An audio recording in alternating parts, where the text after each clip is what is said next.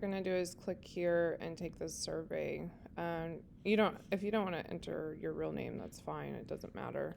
But you just go through and you click and you click and you click, and then eventually you get, and I'm just clicking, not even reading this at this point. You click, keep it going. You have 11 questions that you go through.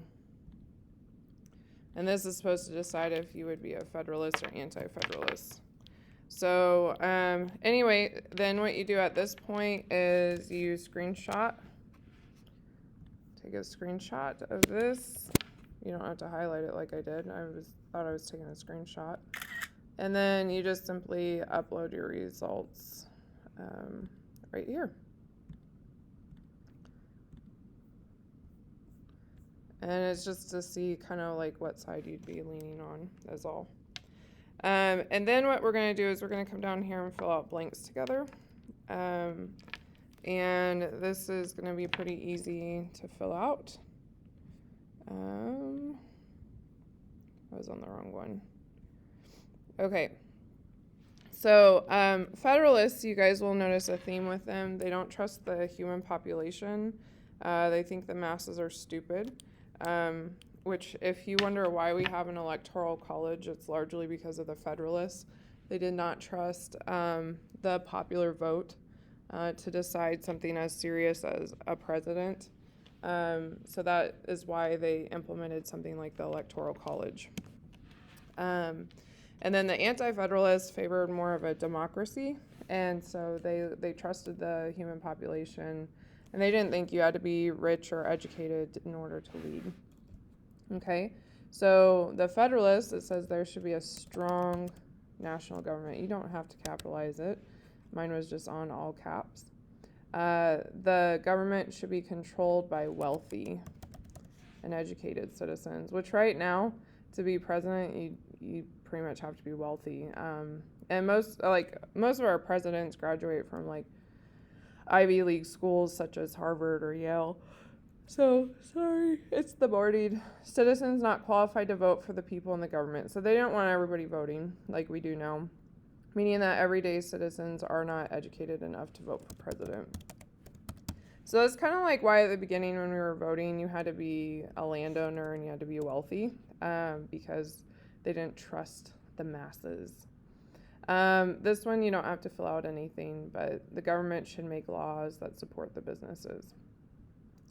The House of Representatives should have more people. Actually, this should say less people, and on the actual document it will. Should have less representatives. And so like right now we have a population of 300 million and only 435 representatives. The Federalists would have liked that. The anti-Federalists would like to see that number in like the 1 to 2,000s, because they want more people in there to represent your voice. So like let's look up real quick. How many people how many people does each House member represent? So, yep, about 700,000 people. So the anti-Federalists would have said, that is way too many. There's no way one person can represent 700,000 voices. To represent the population, there should be elections every 2 years. So they wanted less elections and they wanted less people. We should have a blank on all trade goods. So they wanted a tax on all goods coming into our country so we can make money off of those goods. So they favored a small or limited government, and they wanted the states to have more rights. So these guys wanted a big government, these guys wanted a small government. Government should be controlled by ordinary, and this blank is everyday citizens. So just your average Joe should be able to be president. I'm not trying to make a pun. I know that there's a guy named Joe Biden running for president, but you guys know the saying. Citizens should be allowed to blank on who's in office. So they thought it didn't matter how wealthy you were, if you own land, you should be able to vote. And really, honestly, until 1920, not all of us had that right. So women, we've only been voting for 100 years now. Have government policies that favor the workers, not the businesses. These guys were in support of the businesses, and these guys are in favor of the workers. So, like, at the beginning of us learning about Federalists and Anti-Federalists, I told you that the Democrats think more like this and the Republicans think more like this, and that's kind of where it stops, okay? Because I'm sure both parties would agree with this, even though this is what happens. Both parties would agree with this. Now, when it comes to this, the Democrats tend to have policies that benefit the workers more, whereas the Republicans might benefit the businesses more. So that's really where the similarities lie, and is just right here. So these are not the Republican and Democratic Party today. So this is, they should have more representatives, and they wanted elections every single year. So like, Jake LaTurner just won District 2 last night.